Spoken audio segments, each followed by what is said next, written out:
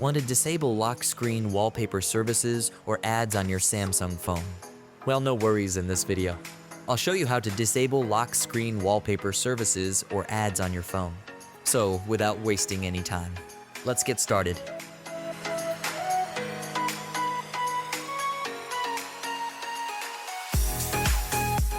First, go to the settings. Scroll down a little bit. Then tap on Wallpaper and Style. After that, tap on Change Wallpaper. Now scroll down again. Find out Wallpaper Services. Then tap on the More icon. Next, select None. And then tap on Apply. After that, you won't see any ads on your lock screen. So guys, hope you find this video useful. Remember to drop like, comment, and subscribe to my channel. Or if you have anything to ask, let me know in the comment section below. Thanks for watching.